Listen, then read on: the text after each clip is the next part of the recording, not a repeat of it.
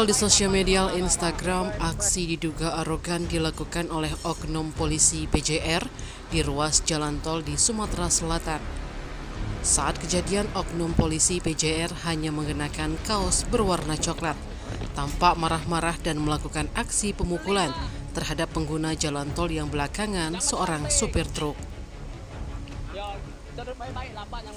Belum diketahui secara pasti ruas jalan tol yang dimaksud, tapi dari logat bicara terdengar aksen daerah Sumsel. Salah satunya seperti yang diunggah akun Instagram @palembangbohojiofficial yang dalam narasinya menuliskan kata-kata polisi arogan diduga pukul sopir truk patroli di tol Palembang seragam tak lengkap. Dalam video tersebut, mobil patroli PJR di jalan tol menghentikan laju kendaraan truk dan dimintai menepi di ruas jalan tol.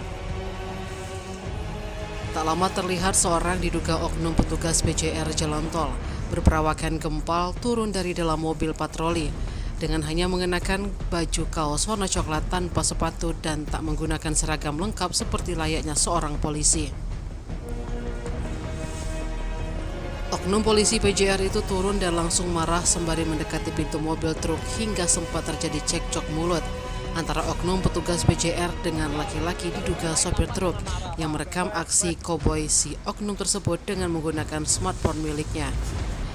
Tak senang direkam, oknum petugas PJR tersebut langsung merampas smartphone milik si sopir truk. Namun permintaan sang sopir justru dibalas dengan pukulan oleh si oknum petugas PJR ke tubuh sopir truk. Sang sopir lantas meminta agar handphone miliknya dikembalikan, namun tak diindahkan oleh oknum tersebut yang bergegas masuk ke dalam mobil patroli. Tim Liputan Sumsel Update TV melaporkan.